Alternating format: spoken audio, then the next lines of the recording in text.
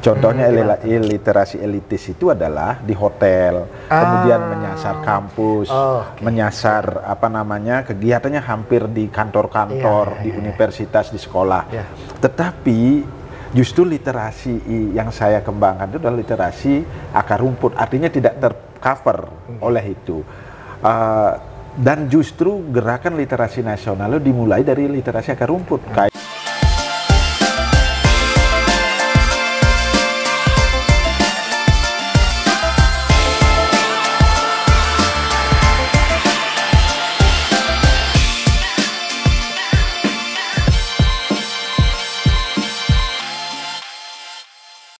Sahabat bahasa, kita bertemu lagi dalam program Subasita, Suara Bahasa dan Sastra untuk Kita, sebuah program yang digagas oleh Balai Bahasa Provinsi Bali untuk menyampaikan informasi berkaitan dengan bahasa, sastra, dan juga literasi.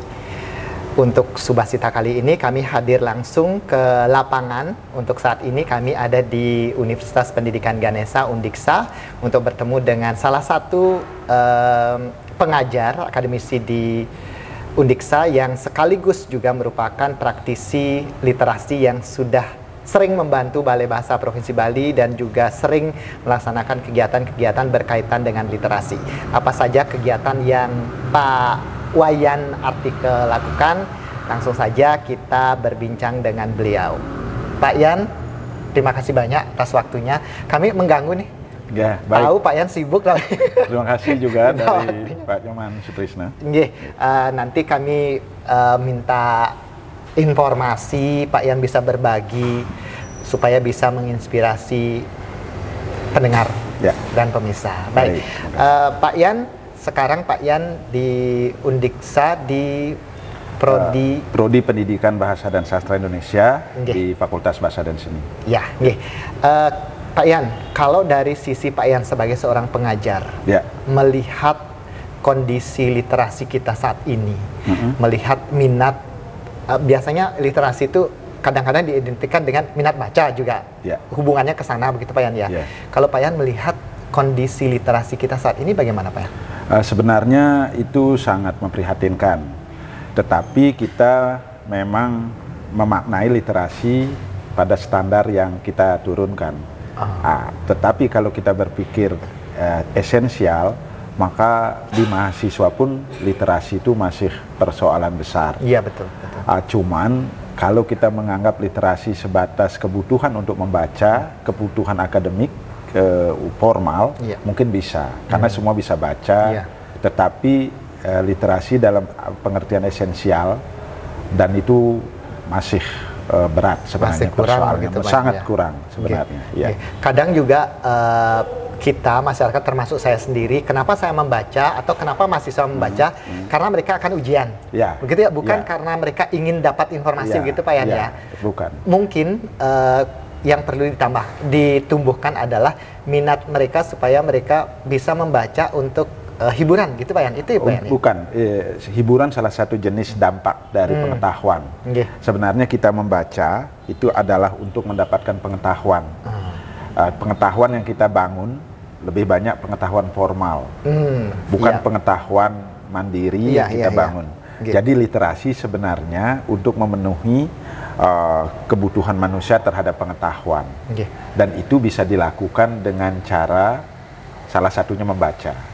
Karena kalau kita berpijak pada pengetahuan, literasi itu tidak hanya identik dengan membaca. Iya, betul. Karena literasi itu luas Pak Yan, luas sekali. Memahami sesuatu itu juga masuk literasi juga kan begitu Pak Yan? Nah Pak Yan, kalau kita lihat sekarang masa saya remaja gitu, apalagi masa Pak Yan remaja, buku itu memang sesuatu yang sangat dibutuhkan untuk mendapatkan informasi. Sementara saat ini kan teknologi itu Pak Yan ya, kadang-kadang kita melihat anak-anak itu di depan gawai, di depan laptop, HP, padahal mereka membaca gitu ya sebenarnya, tapi kadang kita anggap itu bukan membaca gitu. Gimana kalau Pak Yan melihat itu? Jangan lupa itu kan perkembangan teknologi. Kertas itu adalah teknologi, cetak itu teknologi, kemudian beralih ke digital. Pada masa itu memang teknologi kertas tidak punya banyak varian. Jadi paling buku, koran, kertas, gitu kertas dan dicetak gitu kan. Jadi orang zaman itu berebut Tidak ada pilihan lain, itu Iya, masalahnya. betul, karena tidak ada pilihan. Tidak ada pilihan. Tapi kalau sekarang buku itu kan salah satu pilihan. Iya. Ada digital. Yang lebih menarik mungkin untuk mereka kan gitu ya. Karena teknologi itu selalu berorientasi kepada yang paling kini. Iya. Maka yang dianggap paling kini sekarang adalah teknologi digital dengan berbagai varian, dan itu tidak ada seolah-olah itu bertolak belakang dengan kertas gitu. Iya. Jadi kan pilihan kita apa, bukan kertas lagi gitu. Padahal isinya itu sama. Sama, informasi gitu Pak. Informasi, isinya itu informasi. Kalau dulu kan kita memamerkan buku yang kita baca. Tapi sekarang kan kita nggak memamerkan buku. Kalau dulu kan kita lihat teman itu baca buku, kita ngintip buku apa yang dia baca. Sekarang kan tidak, gawenya yang dia bawa. Iya, betul. Itu. Tidak usah membawa buku yang tebal gitu ya, karena isinya juga kadang-kadang gawe yang kecil itu isinya lebih banyak dari buku itu. Betul. Dan lebih interaktif, lebih ada video, ada suara, ada grafis. Kalau buku itu keterbatasannya. Iya. Tapi walaupun begitu, buku pernah teknologi cetak, print, kapitalisme itu pernah memainkan peran penting dalam kebudayaan. Betul. Zaman itu hampir 500 tahun. Iya. Dia berperan penting dalam politik, ekonomi, dan dia memang menjadi satu janji untuk untuk kemaslahatan manusia. Gitu. Dan dunia digital itu mendisrupsi buku. Jadi mengapa kita boleh belanja online, kenapa kita tidak boleh baca gadget online? Kok literasi buku itu diutamakan kesannya gitu ya. Kesannya betul, kesannya seperti itu Pak Yan ya. Kok kita sedih melihat buku tidak dibaca, padahal kita kalau belanja itu kita kan tidak pakai uang kertas kan. Harus disrupsi sebenarnya. Iya. Analoginya bisa ke sana Pak Yan. Iya, harus luas memahami digitalisasi itu. Kalau pada dunia literasi kok kita masih terikat ke buku. Betul. Padahal dunia kita udah berubah. Karena itu literasi digital itu menjanjikan sebenarnya. Tetapi literasi digital sering dicitra buruk. Iya, betul. Masih untuk sebagian orang masih dianggap itu bukan literasi gitu kan ya. Kok pikiran kita masih buku, itu konvensional sebenarnya, Pak Sutrisno. Nah, kalau dari Pak Yan sendiri sebagai seorang akademisi pengajar begitu, bagaimana Pak Yan mengajak mahasiswa begitu ya jadinya sekarang kalau di kampus Pak Yan, bagaimana Pak Yan mengajak mahasiswa supaya mereka paham akan itu? Kita harus mengikuti perkembangan teknologi literasi, teknologi membaca, yaitu digital. Saya tidak pernah pakai buku. Tetapi saya mengubah pandangan kita mengenai literasi. Literasi itu adalah pengetahuan apa yang kita dapat dari dunia digital, dari digital culture itu. Jadi kalau saya masuk ke kelas itu kan justru saya melihat peluang kita berliterasi di era disrupsi jauh lebih besar, jauh lebih hebat. Itu sebenarnya.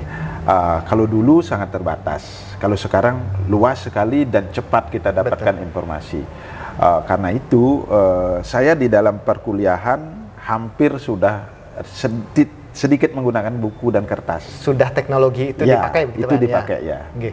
Nah, Pak Yan kan di kampus sudahlah mengajar ke mahasiswa. Tetapi yang saya tahu juga Pak Yan juga memiliki sebuah komunitas atau ambisi begitu Pak Yan ya untuk mengajak anak-anak gitu. Pak Yan bisa cerita sedikit dengan komunitas yang Pak itu kan mungkin Balai juga punya peranan penting ya, Balai Bahasa Provinsi Bali dalam membangun komunitas itu dan mengenalkan. Karena beberapa program Balai sangat mensupport berdirinya komunitas yang di Desa Batungsel, namanya Komunitas Desa Belajar Bali. Tetapi fokus saya adalah gerakan literasi akar rumput. Dari berbagai pelatihan dan BIMTEK literasi yang saya ikuti, literasi kita itu terlalu elitis. Contohnya literasi elitis itu adalah di hotel, kemudian menyasar kampus, menyasar kegiatannya hampir di kantor-kantor, di universitas, di sekolah. Tetapi justru literasi yang saya kembangkan itu adalah literasi akar rumput, artinya tidak tercover oleh itu. Dan justru gerakan literasi nasional itu dimulai dari literasi akar rumput, kayak pustaka bergerak itu misalnya kan.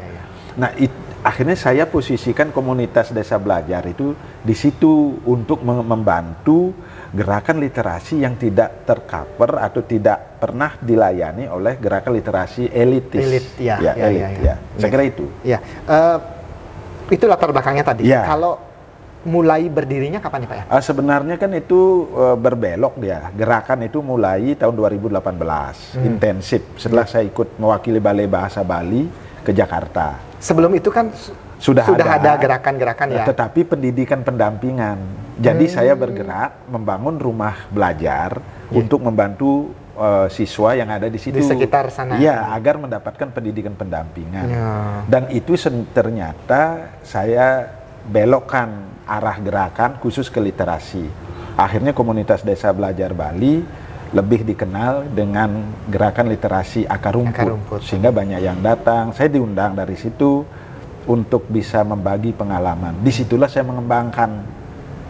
Dari situ kemudian kita sumbangkan. Misalnya balai ada program apa, saya banyak mengambil dari pengalaman itu. Betul. Kalau apa namanya, wilayah jajahan gitu, di mana saja tuh Pak? Sebenarnya kan itu dalam gerakan literasi itu biasanya tidak penting luasnya, yang penting intensif dan ada. Itu di satu desa dengan 3 SD, masyarakat petani, tetapi kemudian itu meluas ke sekolah-sekolah yang ada di sekitarnya, ke beberapa desa yang ingin membangun gerakan literasi berbasis masyarakat. Dan sejak pandemi sedikit tutup ya, goyah ya, tidak bisa kita lakukan apa-apa. Tapi kemudian saya ubah sekarang menjadi gerakan safari literasi. Itu apa Pak ya? Safari literasi adalah gerakan keliling memberikan program-program literasi ke sekolah, ke masyarakat. Itu, dan terakhir perjalanan itu sudah intensif sejak 2023, terakhir sampai di Kabupaten Bangli perjalanannya. Sudah. Di otak saya tuh hanya di desa itu saja. Enggak, sudah berubah, berbagi. Kalau dulu kan memang di desa di situ, ya. Gitu kan dia ada yang mau datang ke sana, kan. Saya tahu itu ya. Termasuk balai juga ke situ. Betul. Dan kita sekarang berbagi, saya yang berjalan gitu. Ke daerah-daerah gitu ya. Tapi safari literasi itu masih di Bali lingkupnya. Beda dengan yang Perpusnas punya dari Duta Baca Golagong, kan safari di Indonesia itu karena kan, dana dan segala macam kan. Kalau saya demikian, di dalam gerakan itulah saya menyadari ada sekolah yang memang punya minat pada literasi, ada yang tidak. Dan saya akan sangat senang kalau bisa menemukan sekolah-sekolah itu. Dan yang fokus. Kadang-kadang kita menemukan sekolah yang sebenarnya berminat, tapi fasilitas mereka tidak ada, lokasi juga. Ya, justru itu kan kita. Gitu, yang penting minat dulu. Betul. Minatnya dulu harus ada. Maka kita harus menemukan sekolah-sekolah yang betul-betul punya minat. Gitu. Dan mengapa literasi di sekolah itu mandek? Karena tidak mampu mengembangkan program. Maka dalam kegiatan saya itu saya menawarkan programnya. Seperti yang terakhir kemarin di Songan, kemarin kita acaranya di Songan, kumpul 9 SD, lalu kita gali potensi literasinya apa. Di situ adalah memetik spirit Sultan Takdir Ali Sabana di Toyobungka. Itu satu kawasan. Nah, nanti literasi di SD di kawasan Batur itu, atau di kaldera Gunung Batur di Songan, Kedisan dan Toyobungka, itu harus bertema, yaitu temanya adalah spirit literasi yang didekat dengan dia gitu. Dan kemarin saya mengembangkan gerakan literasi di Kaliasem, dan Kaliasem itu dekat Lopina, dan itu dekat dengan Panjitisne. Maka temanya adalah Panjitisne jadi tema. Jadi mereka tuh harus memahami dulu siapa dia. Sama juga di situ nanti di Toyobungka. Itu akan lebih mudah karena mereka dekat dengan topik kan begitu dengan Pak topik. ya? Makanya kan itu salahnya pengembangan gerakan literasi tidak berikan tema. Jadi gerakan literasi itu harus bertema. Kayak di SMA 1 Pupuan kita kembangkan ekoliterasi. Mengapa ekoliterasi? Karena dekat dengan Gunung Batu Karu. Dekat dengan perkebunan kopi gitu. Kalau bentuk kegiatannya bentuknya memang bisa macam-macam, bisa sesuaikan dengan perkembangan mahasiswa muridnya sekarang. Siswa yang di sana tuh bisa membuat buku, tetap sama tapi printnya. Jadi model-model kegiatan literasi bisa pojok baca, membaca, biografi, mendengarkan testimoni orang gitu. Dan dari situ kemarin kita bisa tahu yang di Toyo Bungkah katanya justru STA yang menjadi pelopor pariwisata di situ. Kan itu nggak tahu kita. Justru dari konsep literasi kita jadi tahu gitu. Saya begitu cara ngungkapnya.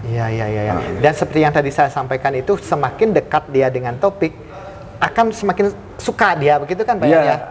Mudah-mudahan nanti balai bisa mengutip ya. Artinya pengembangan gerakan literasi menurut satu sesi dari wawancara ini adalah literasi itu harus bertema. Tidak bisa terlalu umum. Misalnya kalau kita kembangkan literasi di sekolah mana harus bertema. Kita lihat di daerah itu ada apa? Ada apa? Karena kan pengetahuan, Pak Sutrisno. Jadi pengetahuan itu biasanya identik dan kontekstual. Betul. Itu sebenarnya. Nah, orang-orang yang ada di Toyo Bungkah mungkin lebih memaknai, lebih tergerak hatinya dengan keberadaan sastrawan Sultan Takdir Ali Sabana, walaupun udah bangkrut sebenarnya, tapi kan jejaknya masih kuat. Kalau Pak Yan sendiri sekarang bergeraknya dengan siapa Pak Yan? Saya bergeraknya sendiri, tapi ada satu teman yang selalu membantu untuk transport itu pun tidak mahal, cuman kita pakai motor atau apa biar lebih efektif saja, gitu. Jadi tapi kita punya volunteer. Nah, itu yang membantu Pak Yan ya. Volunteernya bisa kita mahasiswa, tetapi dia harus tahu dulu arah gerakannya. Betul. Kalau dia sudah tahu, kita baru ajak. Kalau tidak, ya sebenarnya gerakan literasi itu tidak perlu banyak, tetapi harus ada kerjasama. Kalau saya ke sekolah, semuanya sekolah udah menyediakan. Gitu kan? Kita cuma berikan konsep-konsepnya saja. Dan kalau dihubungkan dengan kampus juga, kalau Pak Yan mengajak mahasiswa, itu juga pembelajaran untuk mahasiswa. Bagus itu karena ada konsep Merdeka Belajar. Jadi mahasiswa bisa kita libatkan untuk kegiatan di luar kampus. Dan mereka juga bisa mengembangkan jika mereka bisa memiliki minat di sana, kan begitu Pak Yan ya? Iya, betul. Pak Yan, kalau dilihat dari perkembangan sebelum pandemi, kemudian setelah pandemi, kalau sebelum pandemi kan memang fokus di rumah saja, kemudian setelah pandemi sudah mengarah keluar, gitu Pak Yan ya, sudah safari seperti itu. Bayangan Pak Yan ke depannya itu gimana Pak Yan? Saya akan lebih memantapkan gerakan safarinya, dan di desa orang kalau datang itu agak jauh sebenarnya, jadi agak akses terbatas. Terus tempat ada, tapi kendalanya waktu. Mungkin saya bisa datang ke satu sekolah, kemudian atau mana gitu, komunitas lain, kita bergerak di situ gitu. Dan gini Pak Sutrisno, sekolah itu membayar kadang-kadang. Untuk apa ya? Untuk jasa narasumber. Jadi kalau kita datang, dia udah sadar itu. Nah, artinya kita tidak betul-betul sosial gerakannya. Karena sekolah itu sudah menyadari program-program itu. Kita juga butuh anggaran gitu ya, Pak Yan ya? Sekolah memang punya ada anggaran itu untuk kegiatan itu ya. Cuman dia tidak tahu program apa yang harus mereka bangun kan gitu ya. Peranan kita di situ. Pak Yan yang menginisiasi gitu ya Pak ya. Makanya saya menyarankan ini yang bangun. Saya bantu dia membuat programnya. Dan itu sangat sangat bersambut biasanya. Sangat bersambut karena menjadi kebutuhan mereka gitu. Mereka sudah butuh. Karena seperti yang Pak Yan tadi itu, sebenarnya mereka anggaran sudah ada, fasilitas sudah ada, tapi mereka tidak tahu apa yang harus dikerjakan. Tidak harus mau dijelaskan. Makanya kan gerakan literasi sekolah itu lemah dalam inovasi. Lemah dalam inovasi gitu. Dan memang kayak balai dan lembaga-lembaga lain sering melakukan kegiatan BIMTEK literasi, tapi yang bisa ikut sangat sedikit. Betul. Dan kadang begitu kalau BIMTEK yang diadakan secara institusi begitu, mereka perwakilan guru gitu datang ikut BIMTEK, tapi setelah balik tidak jalan gitu kadang-kadang kan? Pasti. Ya, bisa melihat langsung. Itu. Pak Yan. Itu paling penting. Pak Yan, yang terakhir Pak Yan. Iya, Pak. Harapan Pak Yan dan pesan Pak Yan untuk masyarakat, untuk pendengar Subasita. Ya, sebenarnya kan yang terpenting itu gerakan literasi bisa kita lakukan oleh kita secara perseorangan mau berbagi terhadap waktu yang kita mau berbagi waktu. Dan jangan lupa kalau kita masuk ke dunia literasi tidak boleh putus, harus berkelanjutan. Saya kira persoalan literasi itu sama beratnya dengan persoalan lingkungan. Karena itu kita memang harus ambil bagian di situ bersama. Saya kira itu saja. Baik, Pak Yan Atika, terima kasih banyak atas waktunya sudah berbagi informasi. Nanti kami akan mengundang Pak Yan untuk datang ke balai. Ya, siap. Kan Pak Yan sering ke balai, mengundang ke Subasitanya. Nanti kami undang untuk berbicara mungkin topik lain lagi. Ya, terima kasih sudah datang ke Singaraja. Pak Yan, terima kasih banyak. Terima kasih Pak Sutrisno. Sahabat Bahasa, demikian tadi diskusi saya, diskusi pendek sebenarnya, tetapi isinya banyak sekali. Semoga apa yang kami diskusikan tadi bermanfaat dan kami mohon maaf jika ada hal yang kurang berkenan. Terima kasih sudah menyaksikan Subasita. Kita akan bertemu lagi dalam Subasita selanjutnya. Sampai jumpa.